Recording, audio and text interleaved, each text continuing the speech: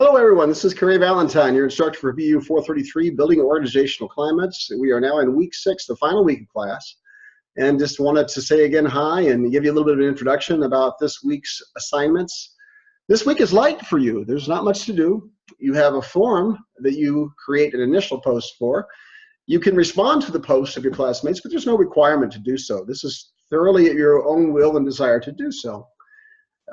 It also doesn't require you to go out and get a minimum amount of scholarly sources and items like that. Now, if you reference the source, you need to cite the source appropriately, but when you see the assignment, you're going to see it's quite a bit easier than in the previous weeks. And the reason, of course, for that is so that you have more time to put into the project paper, the final paper for class, which is due on Sunday of this week, Sunday evening of this week at 11:55 Central Standard Time, p.m. So anyway, I'm going to share my screen real quick to give you a little bit of an overview of how this last form is going to work, and here we go. Okay, again, Form 6, initial post. Again, just like I just said, you don't have to do much in the way of outside research. Pretty much everything is here is provided for you. If you reference a source, cite it. But what this forum is about is more of a sharing of information that you can use your project paper, the scenario you profile in your project paper, to work with this forum. So anyway, again, trying to make it is less time consuming yet fulfill content requirements nonetheless. So anyway, that's what you'll notice about that when you first open the forum and read the instructions. But what this is about change, change resistance. If we're going to go out and start to change some organizational climates, try to make them better, to enhance them, to make things work more effectively in that way, we're going to get some change resistance. We're going to get people that are just so used to the way things are that despite how logical and how important it is for the organization to make certain changes, they're going to resist it. And why is this? Because it's insatiable for humans to resist change. They grow comfortable with the way things are, no matter how bad they are. And once they're comfortable with it, it's hard for them to make the adjustment. There's a lot of examples here, and I won't get all into those in this introduction video, but you'll see when you get into the change curve and read some of those different, you'll see some examples in there as well. So I won't give it all away. But first of all, you'll view this video called The Change Curve. Talks about the change curve that was actually introduced by Elizabeth Kubler-Ross, which many people are familiar with, known for the stages of grief or dying or things like that. Her work has been expanded upon and used in a lot of different contexts. In this case, John Fisher, also did the same thing. It was called his transition or change curve model, process transition model. There's a lot of different names for it, but transition, he's kind of trying to show a workplace application of what Elizabeth Kubler-Ross was talking about how people accept things that are hard to take. So anyway, you'll see that. Go ahead and you look at that video. It talks about the change curve. And then down here is the the John Fisher model, transition curve. Now, okay, so how does this kind of work? I'm going to expand this up a little bit better so it's easier to see the video. Most humans go through this different transition of change that Kubler-Ross started on. At the beginning, a person hears about a change or something that they're going to have to make, some big sweeping kind of a different way of doing things, and they tend to have anxiety. They wonder, can I cope with this? Is this really something that's for me? What is this going to mean? What's it gonna take? I've gotten comfortable the way things are. I don't always like the way things are, but I'm comfortable with it. So I'm gonna have to change it now? Wow, it's a lot to take. And then over here, you get to, at last, something's going to change. People start thinking, well, wait a second. Well, we do need a change. We needed a change for a long time. Maybe this is a good thing. And they start to think about ways that it might be helpful, that it might impact things in the right way, that this is finally going to happen. But then they tend to do something else. They kind of wibble wobble a little bit. It says here, what impact will this have on me? So once they start thinking, well, the change could be good, it's really necessary, they start thinking, well, wait a second, how's it going to impact me? Does this, if I'm in the workplace, does it mean I'm going to maybe lose my job? Will I be basically changed right out of a job? Will that happen? So that's a concern. So then they can start to have some anger about that, which expresses itself in they'll be mad at themselves, maybe. This is bigger than I thought. Wow, I don't know. This is too much to take on. Or did I really just do that? Did I really allow myself to be engaged in this? And so they're kind of going through anxiety to happiness, to some fear. down to a threat against them in some way, and then guilt, and then maybe depression, where they start to, oh, who am I? What, I don't, what does this say about me that I can't make this adjustment? And eventually maybe hostility. Some people will detour there. We've probably seen something like that. That can really be ugly. So they'll be kind of hostile about it. And then other people will say, well, gradually they'll start to accept it. They kind of realize, well, this is kind of the way things are. I need to see how I can fit into this and make this work. And then eventually they're kind of moving forward. So think about that. If someone's anxious, what do they do? What characteristics do they show when they're anxious? Are they kind of fidgety? Oh, yes. You're around people all the time. You probably see their characteristics every day. So if they're anxious, how do they normally act? We spend more time with people we work with a lot of times than we do with our own family. And we know how they kind of react when they're anxious. But think about what anxiety looks like if you were a leader administrator and you're kind of seeing it. What would that do? What kind of questions would it make you want to ask to find out where people are at on this transition curve of change? Okay, happiness. Well, how does that look? Well, usually it looks like, hey, hi. You can kind of tell by people's demeanor and how they're talking and how they're, and the expression on their face whether they're happy or not. Of course, sometimes they're just kind of playing to be happy, right?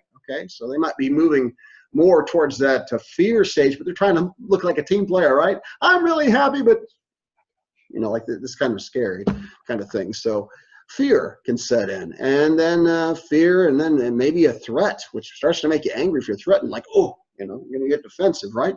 In some ways. So you might go there. So that's kind of shows you some of those different traits, right? The characteristics that people show. If people feel guilty, what does that kind of look like? Defense attorneys are really good at that, right?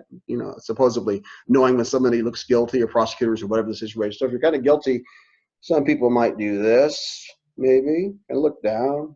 Oh boy. Mm-hmm. So, we kind of know those characteristics. If somebody's depressed, what are they like? Well, it's almost maybe kind of sullen.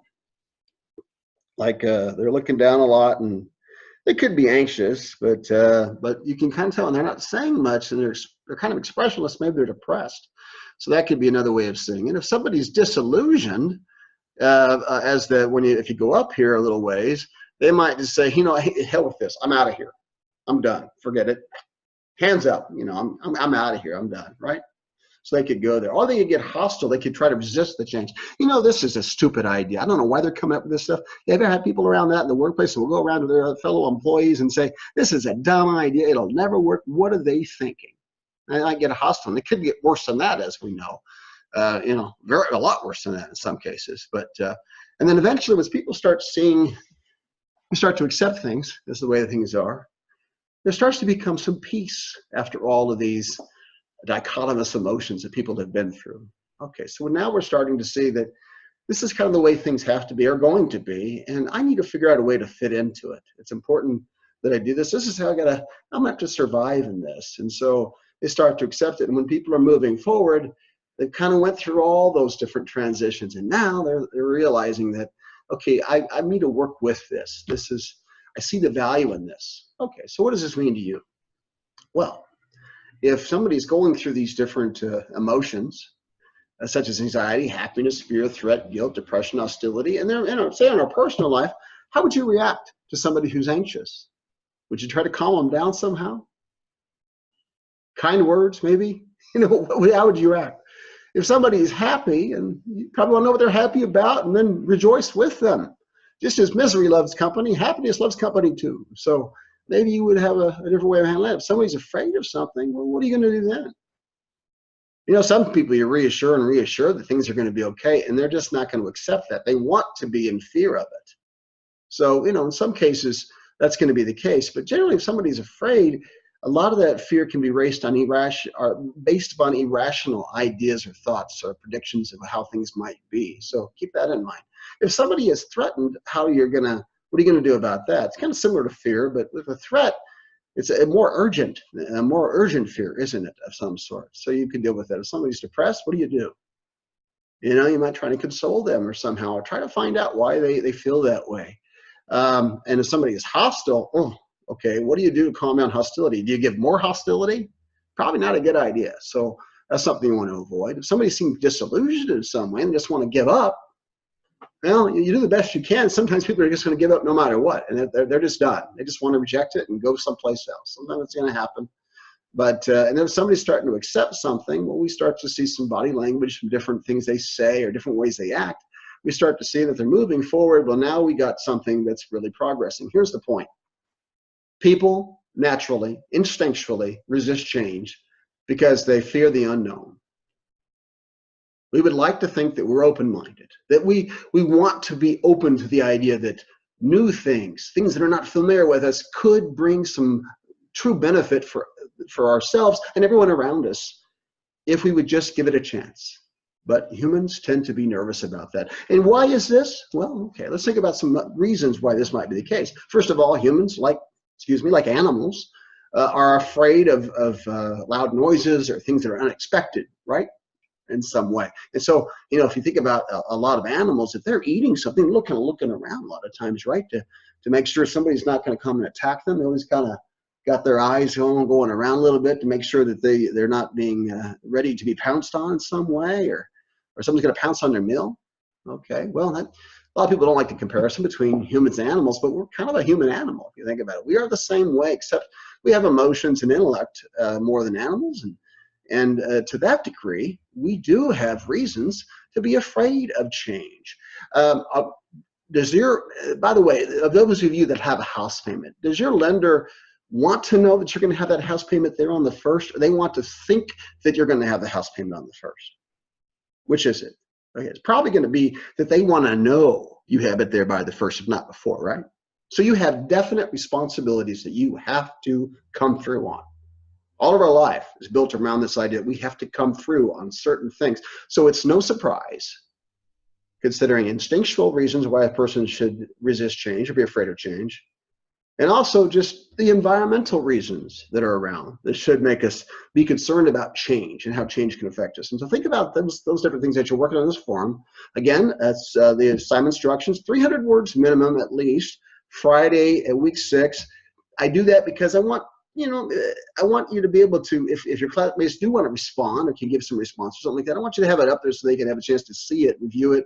It's great to share that information, even if you're not going to respond or have a lot of social interaction this week with your classmates in the forum. You need to be able to read what they say and see what they're sharing. There's a great deal that comes from just seeing what other people have to say, even if you don't have the time to respond to it. So consider that. Now, going back, the next thing would be the project paper itself here at the bottom. You have your course survey. Please complete that. This class project, we already went through this last week. Again, keep track of all the different components. That's the biggest thing. And make sure you do all that. And there's a model here. Remember, if challenges involve change, one of the challenges, this is what the final form is based off of, is challenges. The biggest one is going to be change, or challenge, or resistance to making change. And so that we're basically kind of highlighting that when we're doing this extra the form activity for the week. An action plan, I have a link here set up here that you can check. I talked about this last week, so I won't go into too much today, but an action plan, you'll be able to check that link and see what that means. Actually, measurement tools, I actually provided you one of the most common, what we call reliable and valid instruments, which is in science is what we refer to an organizational climate questionnaire or survey as. And so you'll be able to see that, look into measurement. There's also with it a guide. Well, when you look at the questionnaire and the scholarly document it comes from, you'll see an explanation beforehand of how the instrument works and the survey works and how you score it and things like that. So notice that. And then, of course, your summary and all those different things. Turn that in on Sunday evening. This requires 3 scholarly sources. Again, don't miss that. It's 3 scholarly sources. Now, any other sources that you reference, make sure you cite those as well. But the minimum is 3 scholarly sources, and then as many other sources if you want to use. Please make sure you cite those, but there's no limit on that. Just at least a minimum of 3 scholarly scores. Again, go back and click this link if you can, or if you need to look at the NLA sample paper to see how papers are being drafted for this class. A lot of you have had a lot of practice now doing this, and so you're doing a good job on that.